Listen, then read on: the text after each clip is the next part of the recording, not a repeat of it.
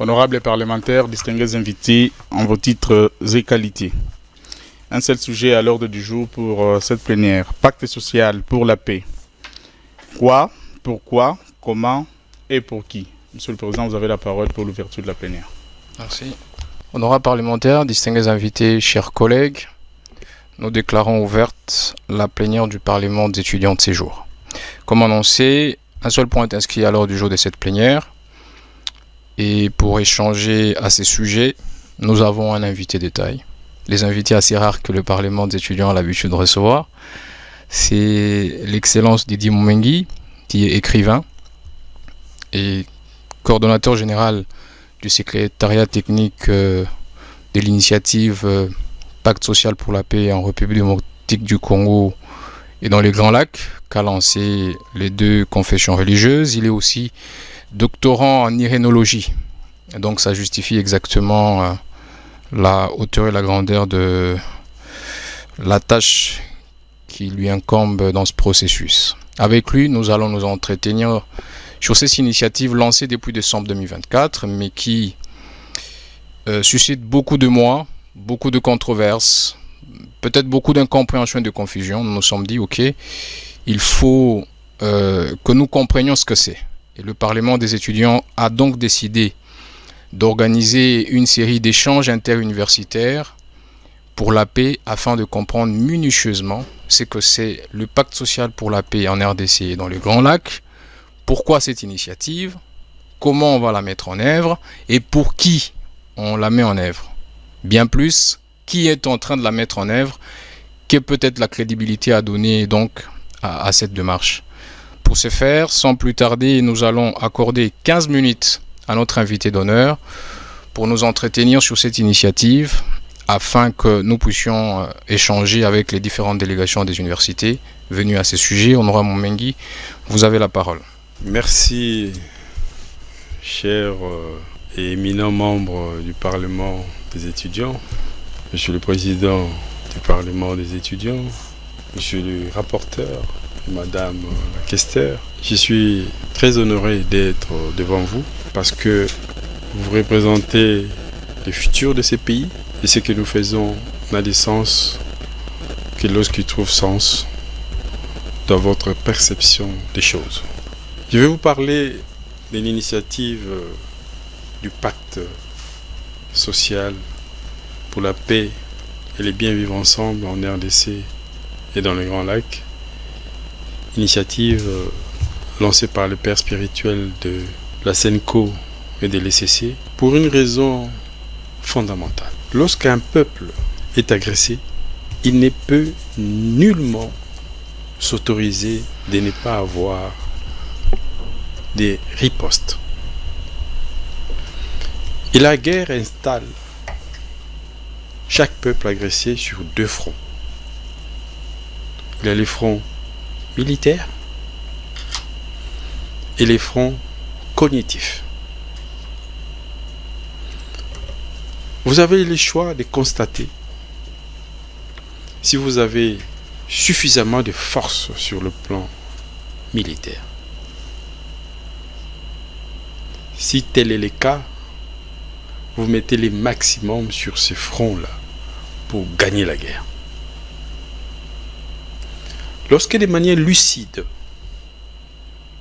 vous vous rendez compte que vous êtes militairement défaillant, ouvrez l'autre front, le front cognitif, pour gagner la paix. Parce que la paix, c'est un combat éminemment cognitif. Un combat éminemment intellectuel. Parce qu'il s'agit de la pensée stratégique. Là où la guerre peut être une question d'achat d'armes, d'entraînement de militaires, et un peu de stratégie, sinon beaucoup de stratégie. Je voudrais que la nation congolaise, mais d'abord vous, les jeunes, vous compreniez que le père spirituel entraîne la société congolaise sur ses fronts cognitifs pour gagner la paix et ne pas courber les chines totalement devant l'ennemi. Cette initiative, c'est déjà un étonnement mondial que les Congos attaqués depuis 30 ans puissent réagir là où personne ne l'attendait, c'est-à-dire sur le terrain cognitif, sur un front bellifuge pour montrer non seulement ses muscles intellectuels, mais surtout ce qu'il a toujours été depuis Simon Kimbangu, depuis Lumumba, le pays des grandes intelligences, le pays des grandes lumières. C'est comme ça que je vous invite à regarder l'initiative de la SENCO, de l'ECC, qui porte cette estampille de pacte social pour la paix et les bien vivre ensemble. Vous savez, chers jeunes frères, chers enfants, lorsqu'on se permet de festoyer à Kinshasa, lorsqu'on se permet d'ambiancer nos nuits à Kinshasa, lorsqu'on se permet de dormir tranquillement à Kinshasa, nos compatriotes vivent les viols, les massacres, les destructions du village, les rances affolées en brousse comme un cauchemar quotidien.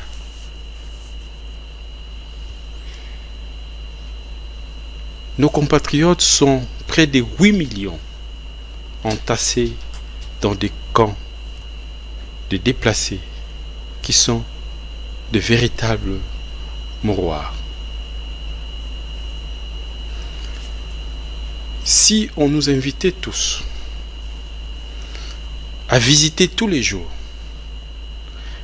les camps de déplacés de Sam-Sam, des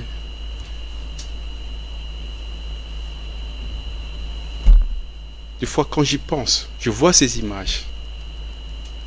Comment nos compatriotes vivent sans sanitaire, sans eau courante, sans électricité, dans ces camps qui sont des mouroirs. Je comprends tout de suite l'urgence de gagner la paix. Voilà pourquoi l'initiative de la SENCO, de l'ECC, commence par un appel au cessez-le-feu. Mais cet appel à la cessation générale et totale des hostilités n'est pas un mot d'ordre de cessez-le-feu comme on en a l'habitude. C'est un appel à un mouvement national et populaire pour la paix. Les pères spirituels pensent que cet appel à la cessation générale des hostilités devra commencer par un triduum des prières pour la paix. Un triduum des prières pour la paix, c'est 3 jours de prières pour la paix. Et le Père spirituel espère que le mois de juin, mois de la Trinité, mais aussi mois de l'indépendance nationale, le mois où nous allons commémorer le 65e anniversaire de notre indépendance nationale, soit le mois de la paix en République démocratique du Congo et dans la sous-région des Grands Lacs. Et c'est pour cela qu'ils pensent inviter le peuple congolais à s'engager dans un triduum de paix. Le 1er, le 2, le 3 juin, 3 minutes de prière le matin, 3 minutes de prière à midi, 3 minutes de prière le soir. Aussitôt après, nous allons lancer un plaidoyer pour que la nation décrète un état d'urgence pour la paix. Parce qu'il n'était pas normal que pendant que la partie orientale de notre pays baigne dans le sang, que les restes du pays vague tranquillement, librement, à ses occupations comme si de rien n'était. Il n'est pas normal. L'Est de notre pays saigne. Nous devons pleurer avec eux. C'est tout l'essence de l'état d'urgence pour la paix que nous allons tout faire pour rendre cette instance de communion nationale des larmes et des perspectives de paix. Après cet appel à la cessation des hostilités, nos pères vont eux-mêmes, et dans le cadre de l'état d'urgence, reprendre leur bâton de pèlerin de la paix pour aller sur terrain, évangéliser la paix, prêcher la paix, missionner pour la paix auprès des déplacés de guerre, des communautés, des groupes armés.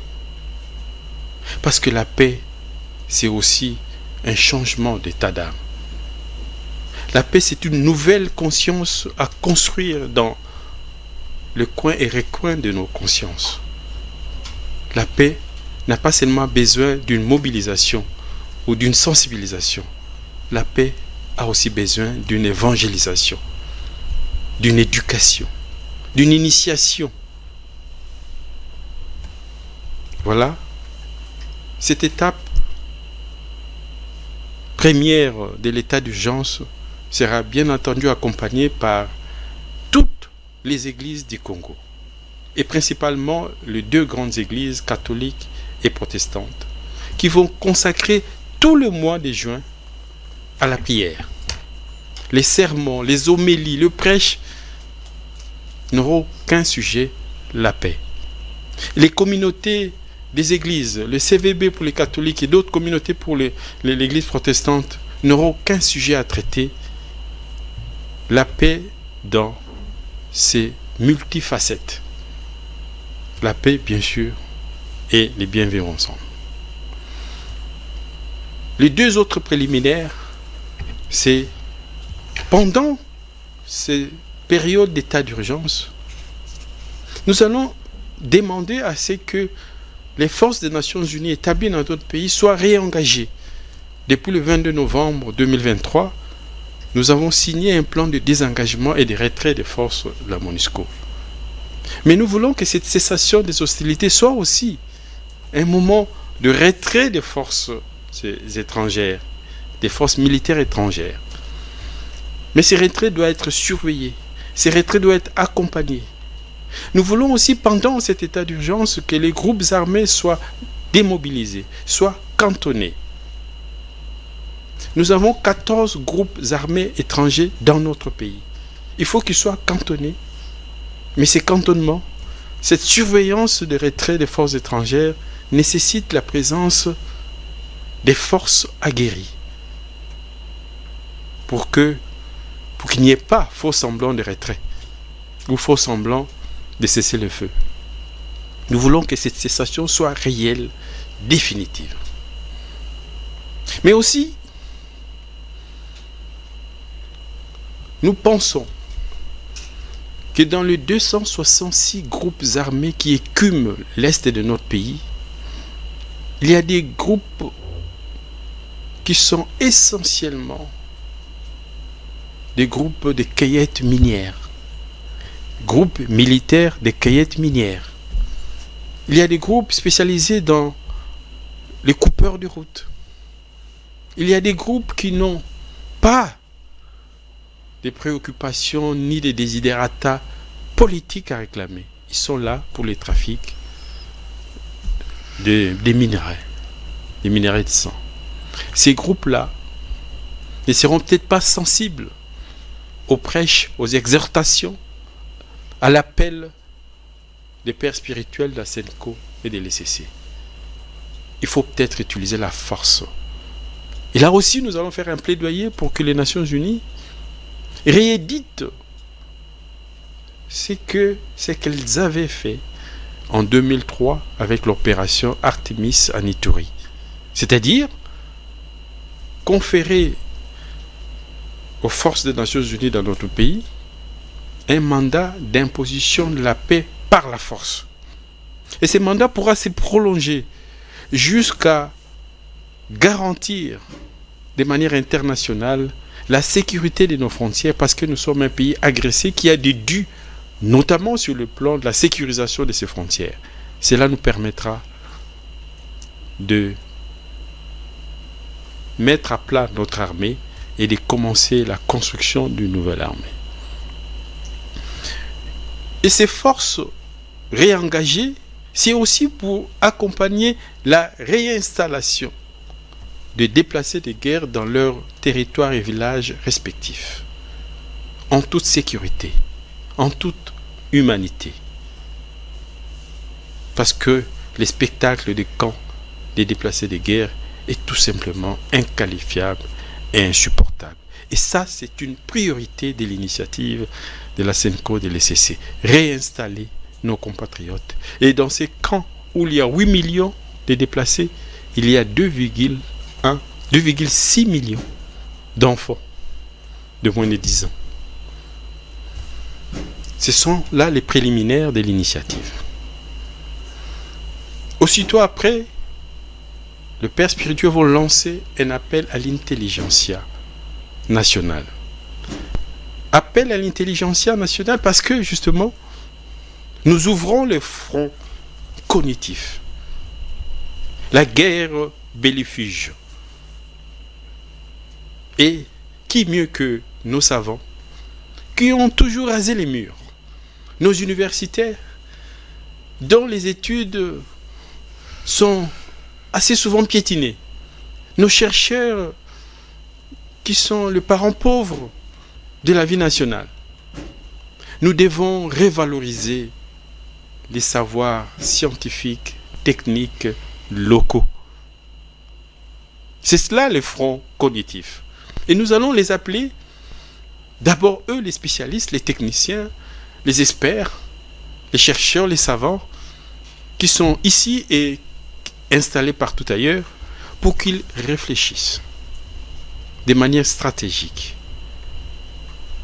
Qu'ils commencent par rechercher les causes profondes de toutes nos crises. Je dis bien toutes nos crises, parce que nous faisons face à une crise existentielle. C'est le fondement même de notre existence nationale qui sont ébranlés par cette guerre. Lorsqu'une guerre dure plus de 30 ans, la sortie de cette guerre doit être minutieusement pensée, parce qu'assez souvent, les pays qui sortent des longues années de guerre sortent amputés.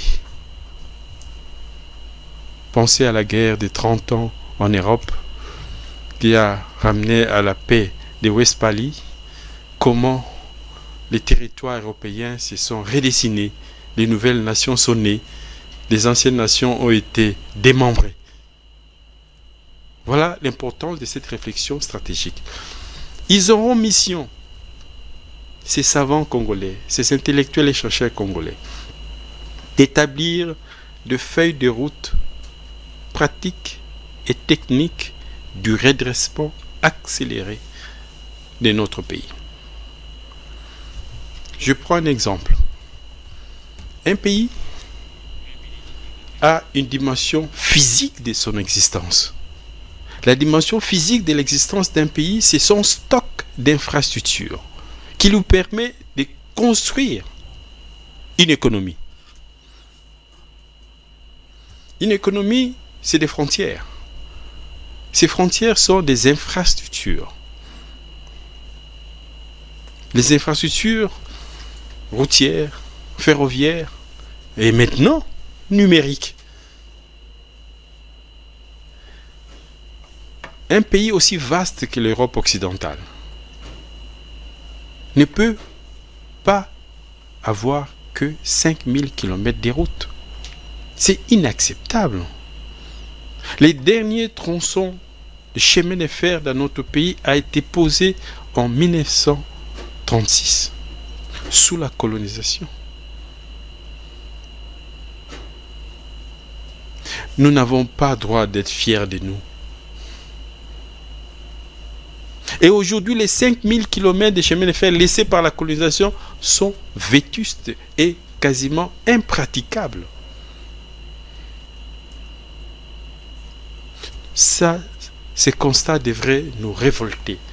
Et la meilleure révolte, c'est de décider, à partir de maintenant, combien de kilomètres de routes construire, où les construire, faire le point chaque semestre, faire les bilans chaque année. Nous devons méthodiquement et à la hussarde construire notre pays. Et ça, c'est les intellectuels congolais qui vont établir ces feuilles de route précises, pratiques du redressement national. Mais, pour la technicité de la démarche, nous avons déjà mis en place une cellule scientifique expérimentale pour déjà emmagasiner des travaux préparatoires qui vont restructurer les commissions thématiques établies, mais aussi planifier les déroulements des travaux pour la maîtrise des délais. Nous ne voulons pas de discussions interminables. Et déjà, nous avons établi des matrices. Il y a la matrice cause profonde, il y a la matrice feuille de route précise et pratique, il y a la matrice calendrier de mise en œuvre rigoureux et précis. Quand ils vont venir, cause profonde de telle crise, on établit les causes profondes. Quelles sont les solutions pratiques, agiles et rapides? On établit. Quel est le calendrier de mise en œuvre? Et de manière transversale, il y a les ressources financières à mobiliser et nous savons où les trouver et comment les mobiliser. Il ne vous reste plus que 5 minutes, honorable Momengui, pour vous voir chuter. J'y arrive. On termine cette étape d'intellectualisation de notre devenir commun et c'est l'étape du forum politique. Les forums politiques, c'est pour réunir le belligérant, mais aussi les acteurs politiques. Je veux dire, les acteurs politiques armés et non armés, la société civile et les mouvements citoyens, ils vont se retrouver. Et cette étape n'est pas préenvisagée, n'est pas préétablie. Les contenus dépendront des avis, des échanges et des desiderata des acteurs majeurs de la vie nationale, les acteurs de la société civile et les acteurs politiques armés et non armés. Mais leur compromis politique devra avoir comme substrat sacro-saint les différentes feuilles de route établies par les intellectuels, par les experts, par les techniciens. Et toutes ces feuilles de route seront catégoriellement irriguées vers 5 piliers. Les 5 piliers fondateurs du pacte social. Le premier pilier, c'est la charte inviolable des obligations économiques, sociales et culturelles à accomplir d'ici à l'horizon 2060. D'ici, c'est-à-dire maintenant, les urgences. Demain, c'est le court terme. Le lendemain, c'est le moyen terme. Et 2060, c'est le long terme. Pourquoi 2060? Parce que c'est l'année du centenaire de l'indépendance nationale. Je ne serai pas vivant. Je vais prendre un engagement. Comment vous savez que vous ne serez pas vivant? Je vous le certifie. C'est très bien qu'il y ait un vivant qui connaît la date de sa mort. Mais je sais à peu près quand est-ce que je vais partir. Ah. Je ne serai pas vivant en 2060. Je m'engage ainsi pour vous, nos enfants. Je m'engage pour nos petits-enfants. Je suis déjà grand-père. C'est pour ça que je ne serai pas là. Parce que mon premier petit-fils aura 40 ans. 40 ans. Même plus de 40 ans. Il s'appelle Ensio. Il a 7 ans. J'ai 3 petits-fils. Je m'engage pour eux. Pour qu'ils sachent que le grand-père avait sorti les armes de la paix pour que notre pays soit une nation qui donne la fierté à son peuple. Je me bats que pour ça. 2060. C'est notre constitution économique. Je veux que demain, parce que je n'ai pas qu'un petit-fils, j'ai une petite fille qui s'appelle Nishati et une deuxième petit-fils qui s'appelle Ina. Je veux que ces petits-fils soient fiers de moi en 2060. Ils reviendront peut-être déposer un bouquet sur ma tombe, parce que vous ne voulez pas l'admettre, mais je ne serai pas là. Et si vous venez avec mes petits-fils pour déposer le bouquet de fleurs, je serai 1000 fois heureux. Cette constitution économique, sociale et culturelle, notre pays en a besoin, une charte des obligations inviolables. Parce que nous n'avons fait que perdre du temps. Nous n'avons fait que accumuler, entasser, amonceler des problèmes. Nous avons développé la religion de vie courtoise avec nos problèmes. Regardez notre réaction vis-à-vis de nos agresseurs minuscules, les moustiques. Nous avons signé un pacte de vivre ensemble avec les moustiques parce que nous nous montrons incapables de les écraser. Nous avons accepté de vivre avec les délestages du courant électrique. Nous avons accepté de vivre sans eau courante. Et maintenant, nous sommes traumatisés par les embouteillages. Chaque peuple doit avoir une réaction face à ces maladies, face à ces crises. Parce que la guerre est consubstantielle à la vie humaine. Tout est guerre. Dieu nous a jetés nus dans son jardin d'Éden. Il pouvait nous laisser nus. Il pouvait nous mettre le logiciel animal pour vivre sans habits, vivre sans cuire les aliments, vivre sans abri. Mais Dieu nous a jetés ainsi en nous donnant un mot d'ordre de nous battre. Parce qu'il nous a mis des virus, des bactéries, des agresseurs partout autour de nous. Excellence, il ne vous reste que 2 minutes. Je vais demander au président de m'accorder 5 minutes supplémentaires. On vous accorde 3, Excellence. Merci beaucoup. Il y a beaucoup de questions qui bouillonnent. Merci pour la rigueur. Il faudra le temps pour que vous y répondiez. Merci pour la rigueur. Alors, je vais rapidement rappeler les 5 piliers fondateurs. Il y a la charte inviolable, il y a les référentiels généraux de la gouvernance intègre et experte de l'État et des administrations publiques, parce que nous voulons demain être un pays du bon sens. Nous voulons demain être un pays de la probité morale, c'est-à-dire 0 corruption, 0 détournement de fonds, et c'est possible. Le 3e pilier, nous n'avons pas encore construit la nation. Les fronts cognitifs, l'appel de prêtre, de père spirituel au front cognitif, c'est pour que nous construisons notre nation. Cette construction commence par l'interculturalité entre les communautés qui ont fondé cette nation. Je ne vais pas m'étaler parce que il y a une police stricte ici. Le 4e pilier fondateur, c'est un traité de bon voisinage transfrontalier et du co-développement. Et c'est là où la guerre cognitive prend tout son sens. Ils nous attaquent par des armes importées de l'extérieur. Nous répondons par les intelligences sorties de nous-mêmes pour leur dire voilà comment nous allons interagir en paix le long de nos frontières. Voilà comment nous allons penser et construire le co-développement dans la sous-région de Galac. Les armes contre les âmes. L'histoire jugera. La force, ce n'est pas dans les armes qu'on importe. La force, c'est dans les armes qu'on développe, qu'on donne un contenu aussi cognitif que nous allons le faire au travers de ces pactes sociaux.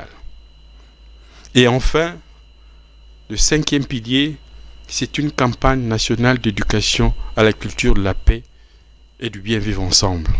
Nous voulons des manuels scolaires. Nous voulons des stratégies de communication. Et nous voulons inonder les médias, les chansons, les théâtres, les immerger tous dans un programme national d'éducation à la culture de la paix. Cet aspect fini, le protagoniste politique, les acteurs majeurs de la vie nationale, la vie politique nationale, vont procéder dans une cérémonie solennelle l'endossement de ces 5 piliers et de toutes les feuilles du redressement accélérée de notre pays, pour que demain, un ministre qui prend des responsabilités d'État sait exactement ce qu'il va faire le lendemain, le premier mois, les 6 premiers mois, et à l'année. Il sait, et s'il ne le fait pas, il est coupable des crimes de lèse-peuple. Ça, nous allons le développer. Crime de lèse-peuple, c'est crime de haute trahison pour ne pas avoir accompli ce que la nation a décidé de faire pour son salut, pour son redressement accéléré.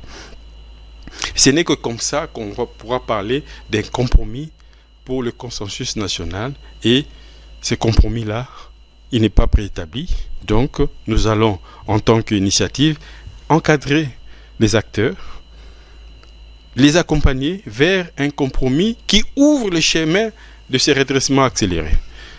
Et c'est comme ça que l'initiative va déposer toutes ses sagesses, tous ses outils sur le bureau du président pour qu'il engage un plaidoyer au niveau international auprès des Nations Unies, de l'OUA, de tous les partenaires internationaux pour avoir 2 conférences majeures. La conférence sur la paix et le bien vivre ensemble dans les Grands Lacs, mais surtout, et je m'arrête là, la conférence financière internationale pour la reconstruction post-conflit de la RDC.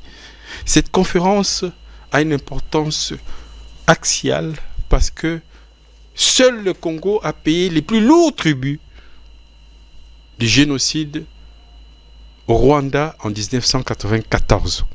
Seul. Et nous continuons à payer. Aujourd'hui, nous sommes les déversoirs de tous les problèmes des Grands Lacs. Le monde nous doit. La famille mondiale nous doit. Nous devons réclamer ces dus au travers de cette conférence financière pour que l'engagement du pays pour ce redressement puisse avoir aussi des ressources fraîches qui ne seront pas des crédits, mais un apport en contrepartie des souffrances endurées par notre nation pour accélérer son processus de redressement. Monsieur le Président, j'ai dit et je m'arrête là. Merci beaucoup, Excellence. Merci de prendre place. Merci pour cet exposé magistral. Je pense que les téléspectateurs de Six TV et tous ceux qui aiment le Parlement des étudiants trouvent ici les détails nécessaires pour comprendre la structuration holistique du pacte social pour la paix en RDC et dans les Grands Lacs. Maintenant, place aux échanges interuniversitaires. On va devoir, après cette brillante présentation, avoir les préoccupations des différentes délégations de l'Université de la ville de Kinshasa. Nous accordons la parole à l'honorable Exaucé, rapporteur du Parlement des étudiants, pour son allocution. Honorable, vous avez 1 minute 30 secondes. Honorable Président, honorable membre du bureau, chers collègues parlementaires. Dans un pays sérieux, face à la profondeur de la crise qui endeuille en ce moment notre pays, et après tant d'initiatives infructueuses des sorties de crise, les initiateurs du pacte social pour la paix, tels que présentés ces jours par l'excellence Dion Mengi, mériteraient à coup sûr un prix Nobel de la paix. Mais la véritable question se pose, sommes-nous un pays sérieux? Honorable Président, excellence Didier Moumengi, chers collègues parlementaires, mon propos ici se veut en même temps une contribution, mais également une interpellation. Le pacte social pour la paix et le bien vivre ensemble a été lancé en décembre 2024. Aujourd'hui, nous sommes en mai 2025, 6 mois à peu près, mais ce n'est que maintenant que beaucoup d'entre nous commencent à comprendre les méandres du pacte, à saisir réellement la portée et même l'essence de ces derniers. Un peu comme une lumière qui pointe au bout du tunnel. C'est avec un désarroi abyssal, une consternation muette, mais également une indignation viscérale, que nous découvrons aujourd'hui qu'il y a eu en réalité beaucoup de manipulations pour étouffer cette initiative que moi j'estime louable. Mais aussi des confusions, voire une opacité dans une communication auprès de l'opinion publique. Tout cela aurait pu être évité si, dès le départ, une stratégie de communication rigoureuse, accessible et surtout populaire avait été mise en place. Mais il n'est pas trop tard, Excellence.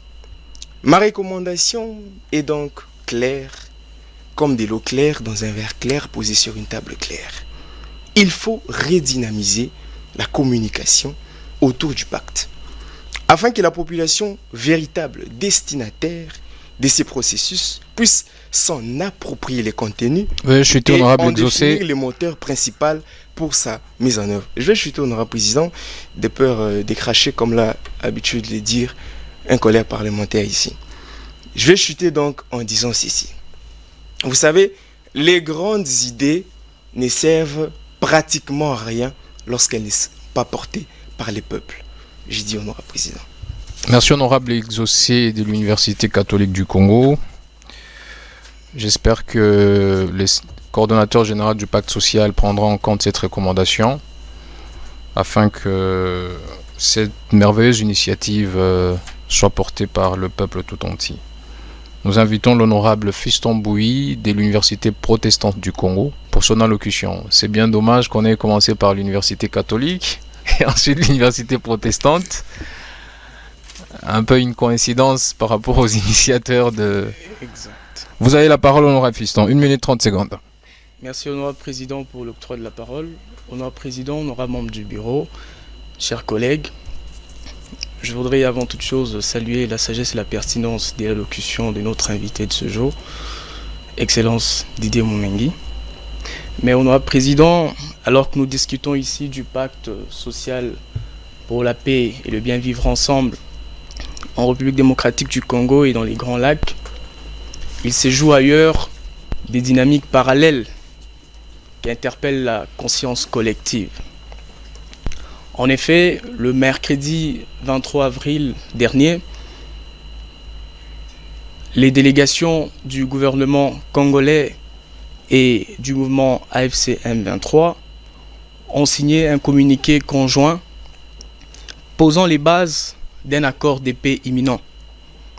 Parallèlement, honorable président, pas plus tard que le vendredi 25 avril, à Washington, sous la médiation des États-Unis d'Amérique, les gouvernements congolais et rwandais ont paraphé une déclaration de principe, menant également à l'élaboration d'un avant-projet d'accord pour la paix dans l'est du Congo et dans la région des Grands Lacs.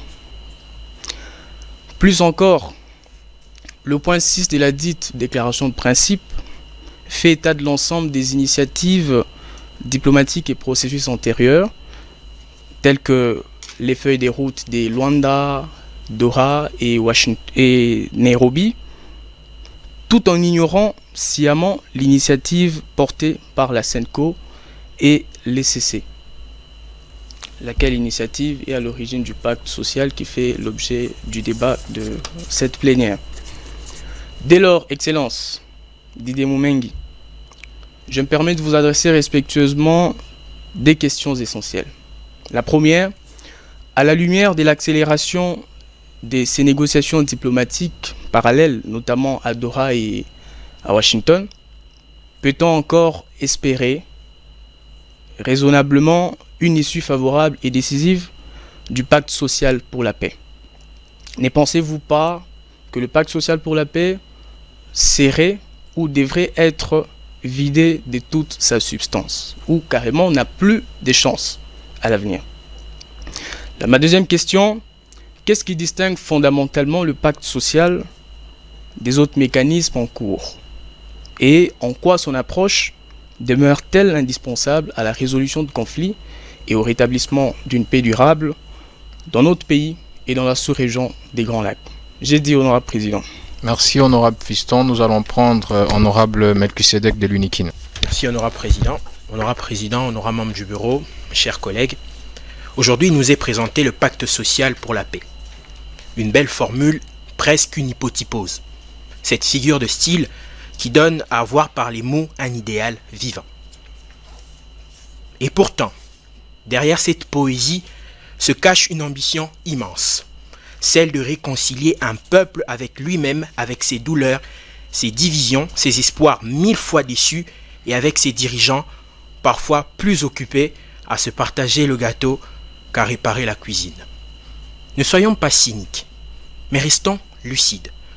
Ce pacte social, porté par des institutions respectées telles que la SENCO et l'ECC, est coordonné par une figure émérite comme M. Didier Moumengi ici présent, a le mérite d'exister.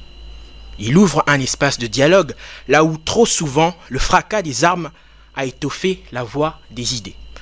Mais notre rôle ici n'est pas d'applaudir sans discernement. Nous devons poser les bonnes questions. Excellence Moumengi, après avoir entendu avec une attention très particulière votre présentation du pacte social, nous avons une préoccupation. Qu'en est-il de l'après-pacte? Nous aimerions savoir comment sont envisagées la préservation, la consolidation et la protection des engagements qui seront pris. Et dans un pays où les acteurs politiques n'ont encore développé une véritable culture de respect des textes et des accords, quels sont les mécanismes concrets de garantie et de suivi des engagements pris dans le cadre de ce pacte social? Voilà donc les questions essentielles que nous portons à votre attention, non pour fragiliser ce pacte, mais pour l'ancrer dans le réel, afin qu'il ne reste pas une lettre morte, car une paix sans garantie n'est qu'une trêve, et une trêve sans engagement sincère n'est qu'un mensonge en sursis. Nous avons dit, Président. Merci, honorable Melchisedec. Pour cette première vague, nous allons prendre un dernier parlementaire. C'est l'honorable Liévin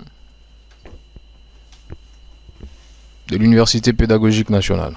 Honorable membre du bureau, chers collègues, quel honneur, quel privilège de prendre parole en ce jour devant l'éminent Didier Moumengi, à qui j'adresse mes sincères félicitations pour la rigueur intellectuelle et surtout la cohérence structurelle de la matrice du pacte social pour la paix. Excellence, daignez recevoir nos sincères félicitations. Je l'ai toujours dit, pour une fois, la plébéante que connaît notre nation mérite avant tout d'être pensée avant d'être pensée. En ces termes, avec un tel processus, on se retrouve dans une situation selon laquelle la réflexion technique et scientifique précède enfin l'action politique. Et cela mérite d'être salué, tant c'est rare et précieux dans notre contexte. Mais venons-en aux faits.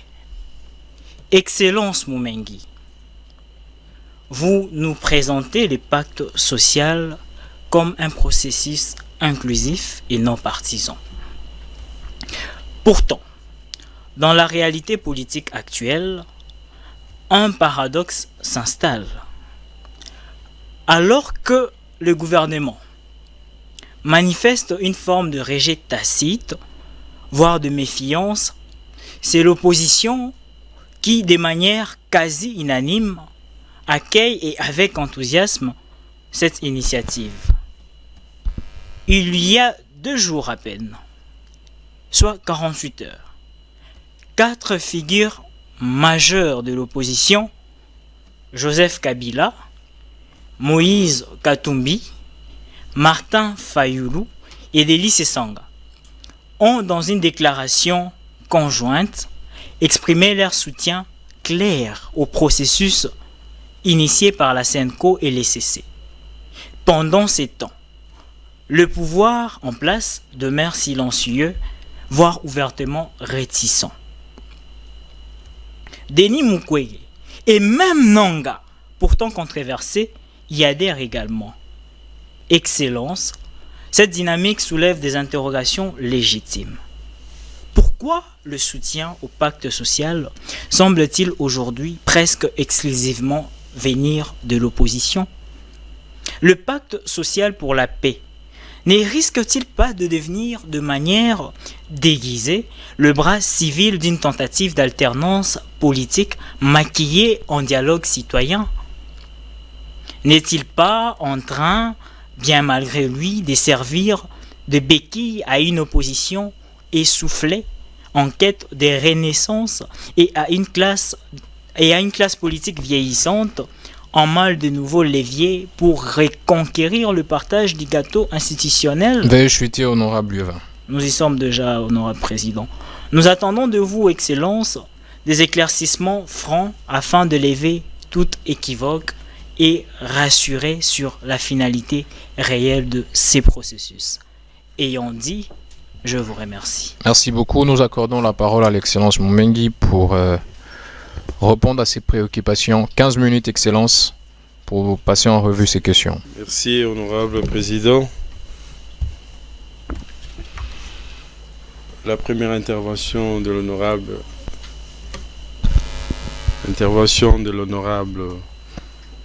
le rapporteur m'a étonnamment surpris par sa profondeur et par des éclats d'intelligence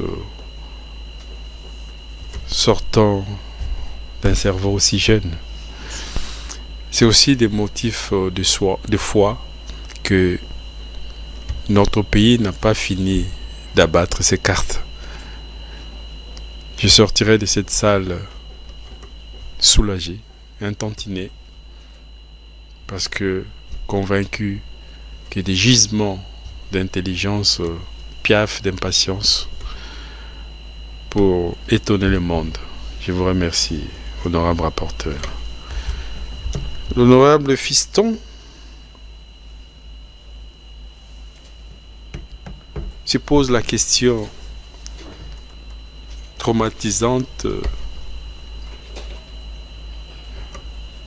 de l'issue possible de ces pactes, vu les aléas qui lancèrent au cœur de fois des tempêtes, des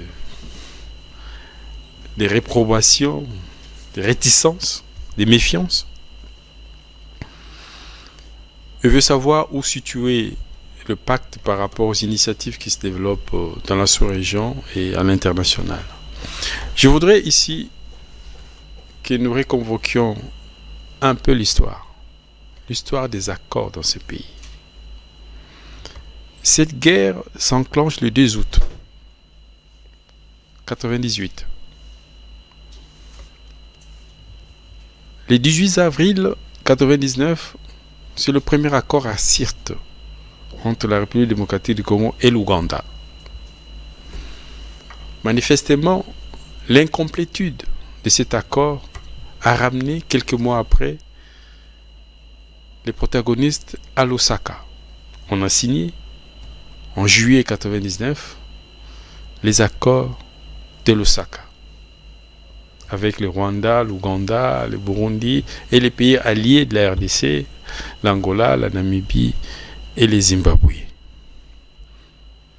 Cette guerre n'a pas pris fin pour autant.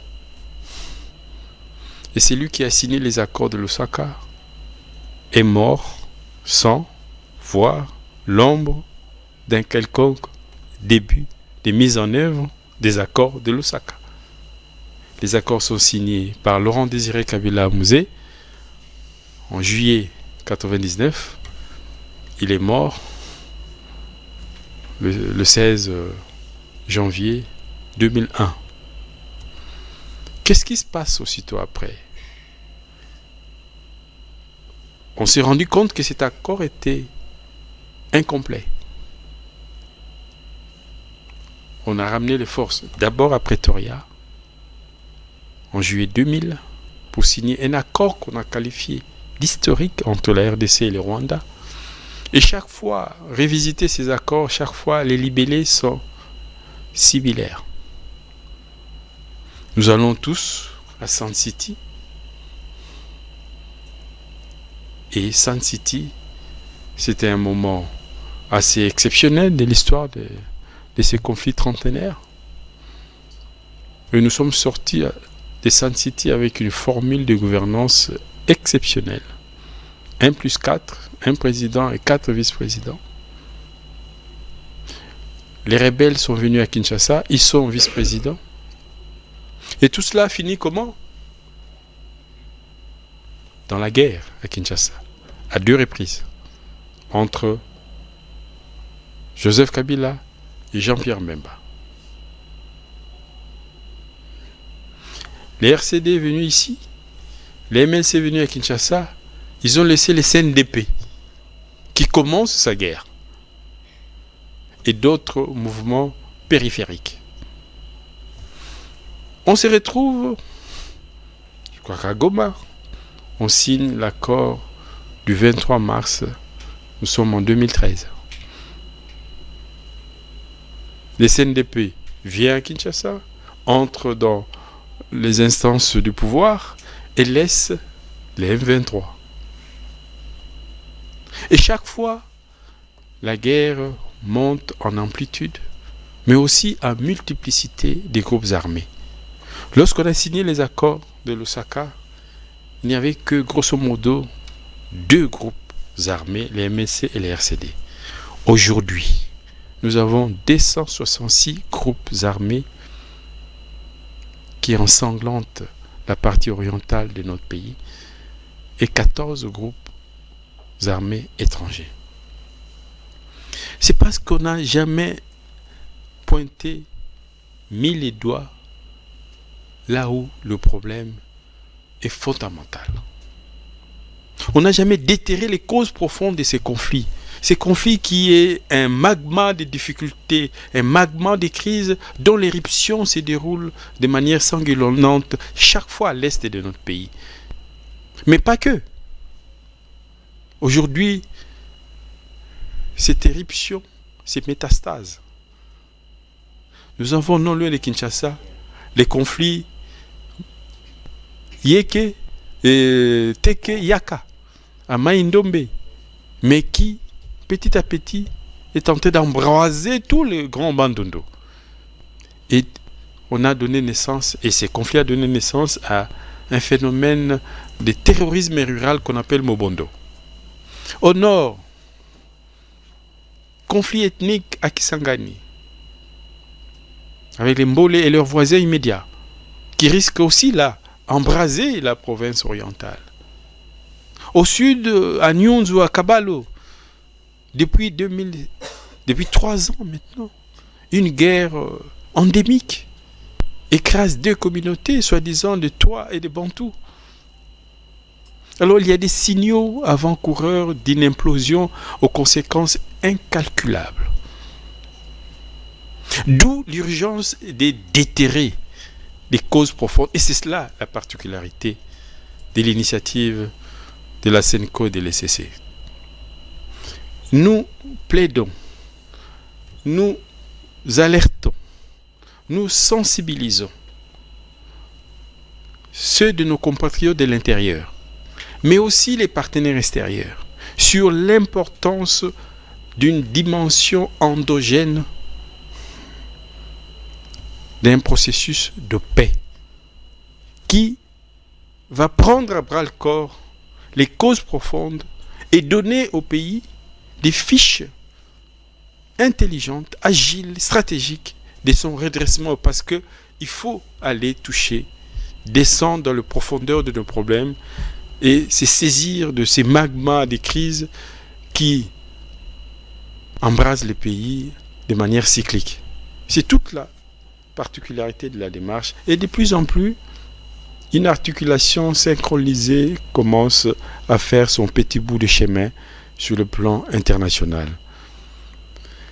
Les évêques, les pères spirituels ont été à Doha pour proposer un schéma global et unique du processus de la paix dont la matrice centrale serait le pacte social. Nous ne voulons plus croiser les bras et tout attendre de l'extérieur. Je vous ai parlé de Sirte, Pretoria, Lusaka, Sun City. Jamais un processus intérieur. Alors qu'un malade, pour poser un diagnostic, le corps du malade doit répondre, doit parler. Pas forcément par sa bouche. Il doit parler par des signes vitaux, par les diagnostics du sang, des urines et tout. Les corps doivent parler. Les corps ne peuvent pas rester en dehors de la thérapeutique. Donc nous voulons être l'élément basique, l'élément fondamental de la thérapeutique contre cette guerre. Il vous reste 5 minutes, Excellence. Alors, 5 minutes pour répondre. L'honorable Liévin et l'honorable Melchisedec. Quelle différence entre le pacte et les autres initiatives? Je crois avoir plus ou moins répondu, mais nous avons ici en présence les initiatives harmonisées de l'EAC et de la SADC, donc l'initiative de Luanda et de Nairobi. Ces deux initiatives sont synchronisées avec 5 médiateurs qui sont les anciens chefs d'État. Nous avons maintenant le processus des Doha, qui a commencé avec un accord bilatéral RDC-Rwanda et maintenant un accord entre le gouvernement et l'AFC M23. Nous avons à Washington la déclaration des principes qui nous a promis un accord de cessez-le-feu. Toutes ces initiatives s'axent sur les aspects régionaux de notre crise. L'initiative de la CENCO de l'ECC s'ancre dans le problème intérieur qui nourrissent de manière cyclique cette crise. Je vous ai parlé des initiatives, des accords qui ont essayé de résoudre sans aller dans les causes profondes, d'où la cyclicité de la guerre qui risque de nous amener à une guerre de 100 ans, à une guerre sans fin. Et maintenant, l'apport, la singularité de la démarche actuelle, c'est qu'il y a un processus endogène qui a décidé de prendre à bras le corps les causes profondes et donner au pays des fiches de son redressement pour mettre un terme définitif à toutes nos crises pour qu'il n'y ait jamais éruption quelque part ailleurs. Et je vais finir par la question de l'honorable Liévin, de l'UPEN. Il a parlé du paradoxe entre une initiative qu'il a lui-même trouvée louable et les rejets dont il est objet de la part du pouvoir. Vous savez, cher honorable, lorsqu'on engage une initiative, on se missionne d'abord pour faire comprendre le bien fondé de cette initiative, pour dépoussiérer et dégager loin de l'initiative les préjugés, j'allais dire, les ressentiments infondés, parce que assez souvent, on porte le regard sur le porteur de l'initiative plutôt que sur l'initiative en tant que telle. Nous continuons, et la chance de cette initiative, c'est qu'elle est portée par des pasteurs. 2 millions d'années après, les pasteurs évangélisent toujours. 2 millions d'années après, les pasteurs prêchent toujours. Rappelez-vous vous-même, combien de fois vous êtes allé à l'église? Dieu lui-même a eu à franchir 14 étapes pour arriver à la dernière lors du chemin de la croix. Et vous avez raison d'insister, je ne sais pas si c'est l'honorable Liévin ou l'autre député, sur l'importance de la communication. La communication a toujours son aspect crescendo. Ça doit monter en puissance. Et c'est ce que nous faisons. Ce n'est pas une faiblesse de l'initiative, mais c'est une stratégie de l'initiative. Il y a eu des étapes, et maintenant, nous attaquons l'étape de la communication des masses, de l'intensification de la campagne d'explication, d'où cette journée, pour que le peuple s'approprie cette initiative et que ceux qui sont réticents saisissent les biens fondés de l'initiative, qu'on conduite par... moi, j'ai la chance de fréquenter au quotidien ces pères spirituels. C'est des gens d'une intégrité filiale. Mais ils savent, comme le dit la Bible, vous serez persécutés, vous qui amenez la parole du bon sens. Ils savent qu'ils seront persécutés. Ils ont conscience qu'ils seront au cœur des tempêtes, des insultes, des calomnies. Mais ils vont continuer leur sacerdoce pour que aussi bien les instances du pouvoir que le peuple s'en approprient, parce que cette initiative a été mûrement pensée et que nous, comme je l'ai dit tout à l'heure, c'est une question de fierté nationale. C'est une question d'un front cognitif pour nous redonner dignité à l'intelligence et au savoir des enfants du pays. Voilà pourquoi nous pensons que cette journée, c'est aussi pour vous livrer l'essentiel de cette initiative et que vous, à votre tour, vous relayez le message en ambassadeur de la paix. Parce que le combat est commun, mais les objectifs sont aussi communs. Nous voulons tous que la guerre s'arrête pour que notre pays ouvre la page d'une autre histoire, l'histoire de bien vivre ensemble. Merci, Excellence. Vous pouvez prendre place pour une série de 3 questions qui vont suivre. On va accorder la parole à l'honorable Aridja pour son allocution. Honorable Aridja Delifasik. 1 minute, honorable, pour votre question et l'honorable Blessing se prépare. Honorable Président, honorable membre du bureau, chers collègues parlementaires. La principale faiblesse du pacte social réside dans sa dépendance à la volonté politique du régime en place. Excellence Didier Moumengi, permettez-moi de vous poser une question claire. Si les régimes actuels refusent d'adopter les chemins que vous proposez, que deviendra alors ces projets du pacte social? Sera-t-il enterré ou suspendu indéfiniment? Honorable Président, chers collègues parlementaires, il y a une forme de dépendance encore plus pernicieuse, c'est la dépendance financière. Excellence, pourriez-vous nous éclairer sur ces points? Qui finance actuellement les activités du pacte social? Et surtout, comment seront financées les 3 étapes que vous nous avez exposées? J'ai dit, honorable Président. Merci, honorable Aridja. Honorable Blessing, pour votre allocution. Honorable Blessing de l'Université Révérend Kim. Honorable Président, honorable membre du bureau, chers collègues. L'honorable Didier Moumengi en conviendra certainement avec moi. L'Église catholique fait preuve d'une intransigeance notoire à l'égard du régime en place.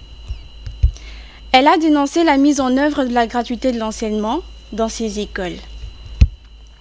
Elle a fustigé les résultats des élections présidentielles de 2023. Elle s'est opposée à toute initiative de révision constitutionnelle.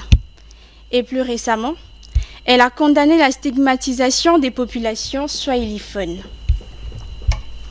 Excellence, une question demeure perpétuelle en moi. Pourquoi l'Église catholique, initiatrice du pacte social, n'a-t-elle pas condamné la rébellion dirigée par Corneille Nangaa? Pourquoi peine-t-elle à s'élever clairement contre notre agresseur, le Rwanda? Peut-on véritablement prétendre être acteur de paix lorsque certaines prises de décisions trahissent une forme de partialité manifeste? Merci, honorable Président. Merci, honorable Blessing. Nous allons prendre l'honorable Miché de l'Université Simon Kimbangu. Nul ne cherche la paix en faisant la guerre et nul ne cherche la guerre en faisant la paix, disait saint Augustin. Honorable Président, chers membres du bureau, chers collègues, alors que notre invité d'honneur, le coordonnateur général du secrétariat technique du pacte social pour la paix, exposé en liminaire le processus du pacte, un point a particulièrement retenu mon attention. Il s'agit du premier point que vous aviez cité, relatif aux chartes inviolables de... J'avais titré ça quelque part. Il s'agit plutôt de la charte inviolable des urgences économiques, sociales et culturelles à accomplir d'ici 2060. Honorable Président, chers parlementaires, ces piliers me semblent constituer le véritable point essentiel du pacte social. C'est un point qui est structurant, c'est-à-dire un point qui a un effet d'empiètement sur les autres points. Pourquoi ? Parce que dans notre pays, nous avons toujours des problèmes d'argent. Même la guerre, elle a un caractère économique. Alors, mettre en place la charte économique pour l'urgence économique, sociale et culturelle, c'est en quelque sorte mettre fin à la guerre. Ça, c'est une belle initiative que j'encourage. Ce genre de stratégie purement à long terme. C'est ce qui manque dans notre pays. Nous nous fions beaucoup plus à des politiques gouvernementales qui sont souvent incohérentes et attachées le plus souvent à la personnalité des dirigeants en place. Mais malheureusement, Excellence, permettez-moi de dénicher une difficulté d'ordre constitutionnel. Excellence, la Constitution du 18 février 2006, telle que modifiée en ce jour, en son article 91, confère au gouvernement, en concertation avec le président de la République, de définir la politique de la nation et d'en assurer la responsabilité. Alors, dès lors, la charte contraignante et à long terme sera adoptée en dehors des institutions. Ceci ne semble pas être en contradiction avec la Constitution. Et donc, je vois un caractère dubitatif dans le pacte social, honorable Moumengi. Ce pacte vient instaurer d'une part la paix et d'autre part, il vient consacrer ou fouler aux pieds le régime qui est constitutionnellement établi. Alors que nous sommes dans un état de droit, nous ne voulons pas fouler aux pieds la Constitution au prix de la paix. Entre guillemets. Pour ce faire, je vous pose tout un chapelet de questions. Veuillez chuter, honorable Miché. Je chute, honorable Président. La première question que je vous pose, comment comptez-vous surmonter cet obstacle constitutionnel?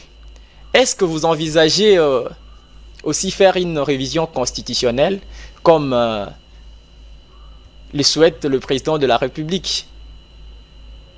Ça, c'est le premier point. Si cela est vrai, ma deuxième question. Si vous vous mettez d'accord à réviser la Constitution, comment conciliez-vous cette démarche-là avec le soutien que vous avez de nos opposants? Parce que vous avez un soutien indéfectible de la part de l'opposition congolaise dans cette démarche de la recherche de la paix. Mais ils se sont farouchement opposés contre la révision constitutionnelle. Et si vous, au prix de la paix, vous voulez réviser la Constitution, seront-ils d'accord? La troisième question, c'est dans l'hypothèse où la charte serait adoptée. Quel mécanisme juridique de contrainte vous allez mettre en place en termes de sanctions, puisque vous aviez parlé d'inviolable. La charte est inviolable. Les termes inviolables veut dire qu'il y a aussi des sanctions en cas de transgression. Veuillez chuter, honorable Michel. La quatrième et la dernière question. La charte est conçue avec un horizon temporel de 2060. Que prévoyez-vous au-delà de cette échéance? Devra-t-on adopter une nouvelle charte? Selon quelle procédure? Avec quel fondement juridique et institutionnel? J'ai dit, honorable président. Merci, honorable Michel. On n'est pas encore en 2060 et vous revoyez 2100. C'est pas possible. Excellence, vous avez la parole pour répondre à ces trois questions. Je commence par la fin, honorable Michel. Vous aviez éminemment raison de dire que refaire l'économie, c'est faire la paix. Je ne peux pas taire mon étonnement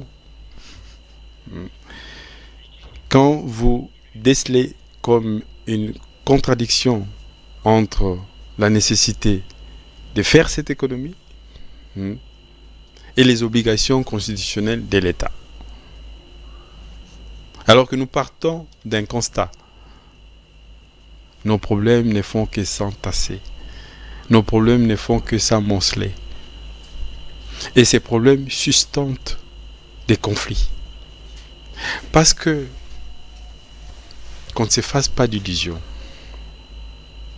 Toute crise dans une société a comme principal fondement la pauvreté. Si les Rwandais de Gizeni ou de Kigali regardaient les Congolais dans leurs industries de transformation de leurs minéraux stratégiques, si le monde entier venant en visite à Goma croiserait les Congolais dans des usines de transformation de l'or, du cobalt, personne n'allait nous agresser. Et pourquoi tout ça n'est tellement pas fait que nous sommes aujourd'hui en 2025 en train de faire la cueillette minière. Depuis 60, notre pays n'a mis en place aucune industrie minière digne de ces noms. Depuis 60. Gécamine a été créé en 1906. Kilomoto, 1908. Depuis lors, rien.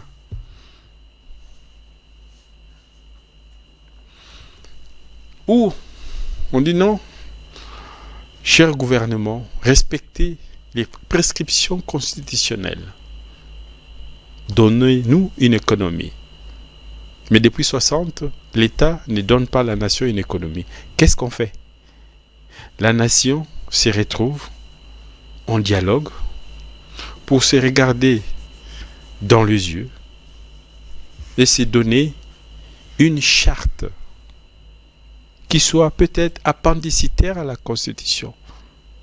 Mais la particularité d'une charte, c'est un compromis entre ceux qui sont au pouvoir, ceux qui ne sont pas au pouvoir, qui sont politiques, mais aussi forces vives de la nation. En partant des constats, on n'a pas pu honorer nos engagements en tant que gouvernement, mais aussi en tant qu'élite politique et économique. Je ne vois aucune contradiction.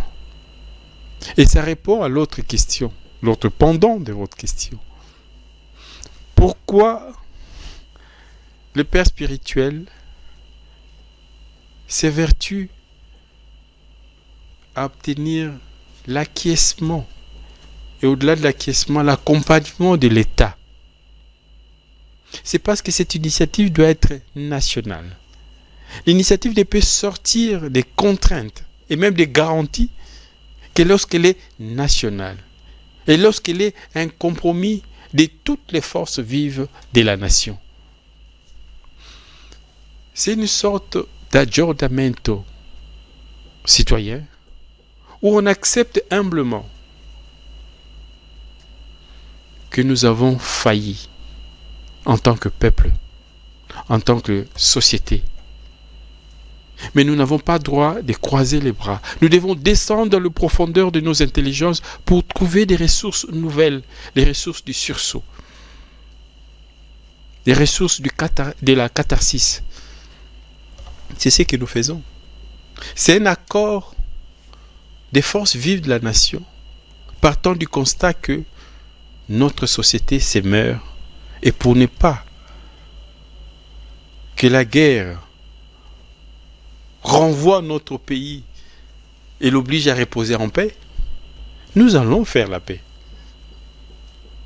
Une paix qui soit multifacette et qui commence par les fondements de l'économie. Vous aviez raison de dire que l'économie, c'est les matelas de la vie en société humaine. Alors cette économie nécessite des urgences. Cette économie nécessite aujourd'hui une voie inviolable. Et nous ne sommes pas le premier pays à s'auto-obliger une démarche inviolable. Rappelez-vous l'Allemagne après la Deuxième Guerre mondiale. L'Allemagne a été le pays le plus détruit pendant la Deuxième Guerre mondiale. Ils se sont donné une obligation de devoir économique. C'est quasiment la première nation moderne à s'obliger une constitution économique. Aujourd'hui, l'Allemagne est la première puissance de l'Europe. Nous voulons aussi, dans 20 ans, dans 30 ans, être la première puissance de l'Afrique, parce que c'est cela notre destinée. Dans l'équation, ce qui fait défaut, c'est nous. C'est les ressources humaines qui posent problème. Les ressources naturelles sont là à foison. Nous sommes accablés des ressources. Si notre pays ne fonctionne pas, c'est parce que les ressources humaines sont défaillantes. Voilà pourquoi nous ouvrons ces fronts cognitifs. Pour que les ressources humaines se redressent et prennent après le corps les destins de ce pays.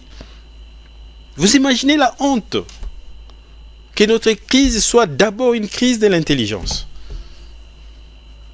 Et on veut, au travers d'une charte, d'abord dire que nous sommes un peuple de génie, mais aussi, dans une dynamique d'intégrité la plus totale, décider d'accomplir, comme cela a été préalablement établi par des scientifiques, des pas du redressement, mais de manière manu militari. Je ne vois aucune contradiction, parce qu'il est ici question de mettre en branle une révolution du bon sens. Rappelez-vous des accords de la Saint-Sylvestre. Ces accords n'étaient pas dans la Constitution, mais parce que la République courait un danger, les acteurs majeurs de la vie politique se sont donné un pacte pour franchir, aller au-delà de ce qui a été prévu dans la Constitution. Nous étions en 2016, on a eu les élections en 2018. Hier, c'était des nécessités politiques. Aujourd'hui, c'est des nécessités existentielles. Pour moi, il n'y a pas de contradiction. Merci, Excellence. On peut évoluer. Il vous reste que 4 minutes. Oui, 4 minutes. Honorable Aridja et Blessing. Alors, honorable Aridja, c'est la questeur. Oui. D'accord. Très bien, honorable. Alors, la faiblesse du pacte est inhérente à la dépendance politique. Non, elle n'est pas inhérente à la dépendance politique. La faiblesse du pacte, pour être franc avec vous, c'est le devoir d'amener le peuple dans sa globalité à s'approprier cette initiative. Donc c'est un devoir de sensibilisation, de mobilisation, pour que, une fois que la nation s'en approprie, et c'est là le rôle de père religieux, que la nation rende la chose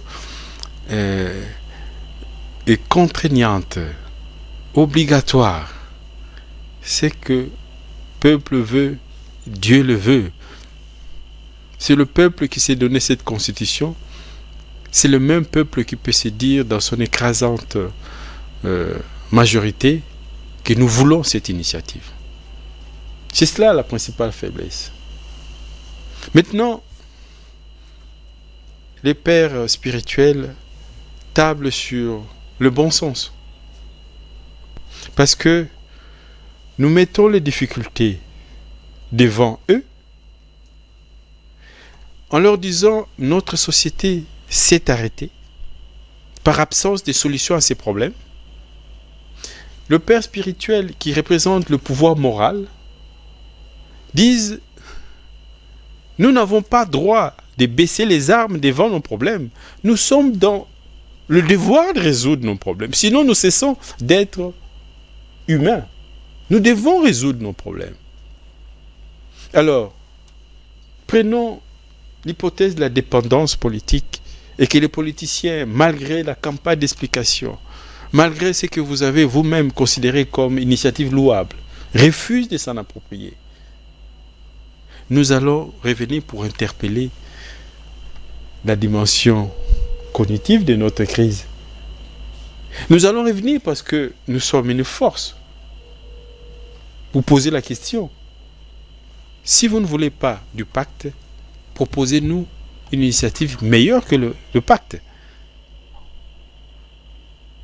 Nous avons connu une grande campagne ici dans le pays avec les cardinals Echao. Il a dit, pour l'avenir de mon pays, je ne me tairai point.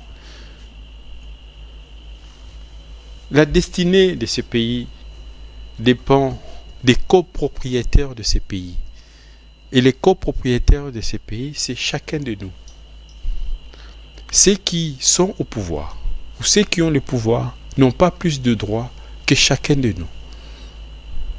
Si vous décelez une défaillance, vous avez droit de crier haut et fort pour que cette défaillance-là soit assouvie.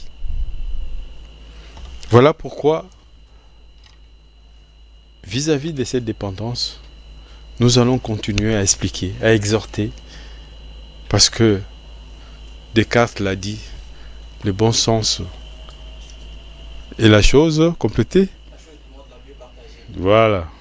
Donc quelque part, le bon sens traîne les pieds, mais il finit par rejoindre la masse des esprits éclairés. Peut-être pour enchérir, sa deuxième paire de manches, c'était la dépendance financière. La dépendance financière, j'allais arriver.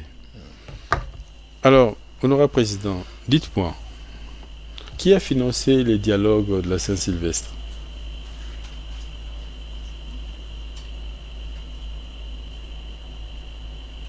Qu'on a appelé les dialogues la Senco. Qui a financé? Il s'agit ici d'une initiative qui se veut nationale. Et la nation doit prendre ses responsabilités. Ce n'est pas une activité, une initiative privée de ces deux grandes églises. Et pourquoi parle-t-on de financement pour cette initiative et jamais la question s'est posée pour les dialogues de la Saint-Sylvestre? Bon, on est contextuel. Peut-être que dans les temps, la question s'était posée. N'oubliez... Maintenant, elle se pose dans le contexte. Alors, j'aurais voulu que les choses essentielles nous préoccupent au plus haut point, plutôt que les choses inessentielles. Parce que quand le prêtre, les pères spirituels disent « Nous attendons l'acquiescement du chef de l'État pour que l'État accompagne les processus », c'est parce que l'initiative doit être nationale. C'est une question de vie ou de mort. Où on laisse notre État sombrer. Je vous ai dit tout à l'heure ici, la guerre des 30 ans en Europe, l'Europe en est sortie avec des pays démembrés. Il y a des pays qui n'existaient pas, qui ont pris naissance. D'autres qui existaient, qui se sont retrouvés démembrés. Je ne veux pas que mon pays sorte de cette crise démembré ou balkanisé. C'est pour ça que je me bats pour que, avec le père spirituel, que cette initiative soit nationale, c'est-à-dire financée par l'État. Tout simplement pour une raison de bon sens. Qui va mettre les résultats de l'initiative en pratique? Ce n'est pas l'Église. C'est l'État qui sera amené, l'État renouvelé peut-être, qui sera amené à mettre le feuille de route que nous pensons traduire en réalité. Mais les financements en question, jusqu'aujourd'hui, c'est une question de projet. L'initiative n'est qu'un projet. À son stade actuel, l'initiative est menée et animée par des bénévoles.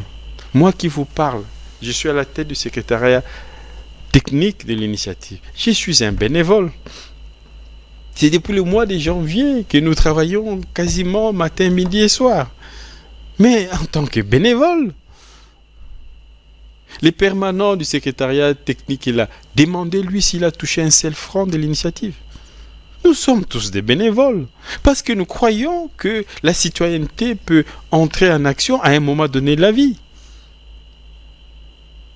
Et nous voulons donner exemple de cet engagement, j'allais dire, sacerdotal, mais surtout citoyen.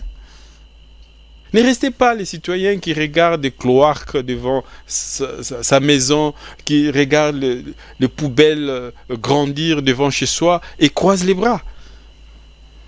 C'est aussi pour réparer ces défauts de citoyenneté que nous nous engageons de manière bénévole à une initiative que nous croyons essentielle pour la survie de notre nation. Merci, Excellence. Il y a la dernière question, c'est l'honorable Blessing. Blessing. Oui. Qui s'est interrogé sur une sorte de partialité de l'Église. Honorable Blessing, vous pensez que l'Église est intransigeante vis-à-vis de la politique? Je vais vous raconter une petite histoire, honorable Blessing. L'histoire d'un père qui avait 2 enfants. Un enfant turbulent qui très tôt s'est mis à fumer. Le père a tout essayé. Mais il s'est dit, c'est sa vie. Et un autre qui était mou.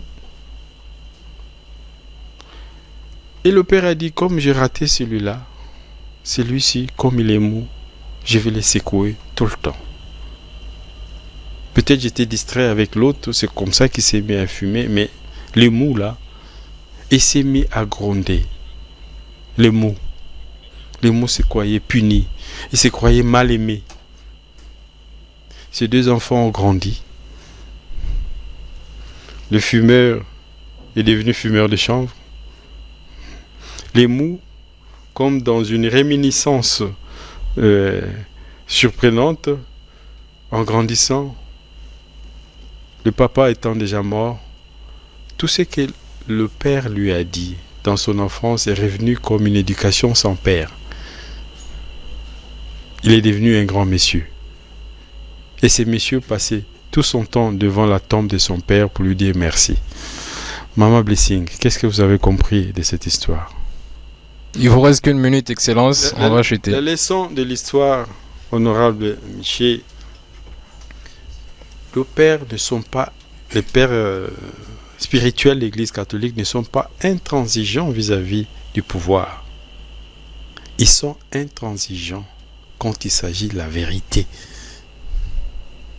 Cette vérité qui aurait pu être une fortune pour ceux qui se croient agressés par ces mots de vérité. Nous avons connu cette crise, la crise entre le pouvoir religieux et le pouvoir politique est aussi récurrente dans notre société. J'étais ministre et porte-parole lorsque cette même crise était peut-être plus grande que celle-ci entre le cardinal Etchao, Monseigneur Mosengo et le président Laurent Désiré Kabila. J'avais proposé tout simplement que les lettres pastorales de l'Église soient données au président comme les aspirations, les dénonciations et les espoirs du peuple, avant que cela ne soit rendu public.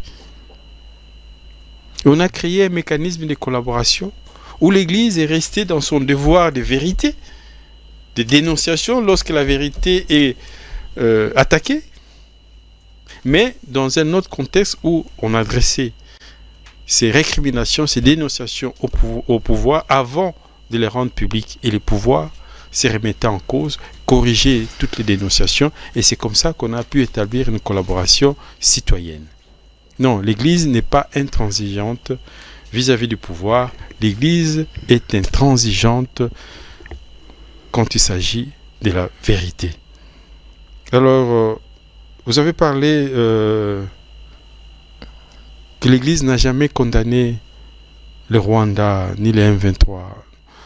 En tout cas, si j'avais le lettre de l'Église, aussi bien protestante que catholique. J'allais vous prouver l'Église quand elle peut. On voit que le père spirituel dénonce l'agression. Là, c'est une communication malveillante qui pousse à croire que l'Église n'a jamais dénoncé, mais l'Église a ses mots pour dénoncer. Et la meilleure dénonciation, c'est cette initiative du pacte social. Que cette initiative commence par exiger les retraits. Je vous ai parlé ici.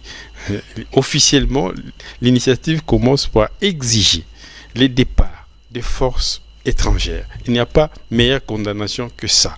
L'Église, l'initiative requiert que les forces armées étrangères établies dans notre pays soient démobilisées, cantonnées. Et on a même déjà introduit un plaidoyer auprès du Haut Commissariat pour les réfugiés et de l'OIM pour que ces dossiers soient traités de manière définitive, que ces groupes rebelles étrangers établis dans notre pays, où ils rentrent chez eux, ils font les dialogues inter-rwandais, les dialogues inter-ougandais, les dialogues inter-burundais, où on leur trouve un autre pays d'accueil et d'installation. Merci beaucoup, Excellence. Il n'y a pas meilleure façon de dénoncer la guerre que de porter cette initiative. Merci beaucoup, Excellence. Vous pouvez prendre place. Je vous remercie, Excellence, d'avoir accepté cet échange interuniversitaire pour la paix. Je pense que ça ne sera pas la dernière fois. Il y a beaucoup de choses encore sur lesquelles il faut échanger. Le Parlement reste ouvert dans cet élan à échanger régulièrement pour informer, former et mobiliser la nation tout entière derrière cette initiative. Plus rien n'étant à l'ordre du jour, la plénière est levée.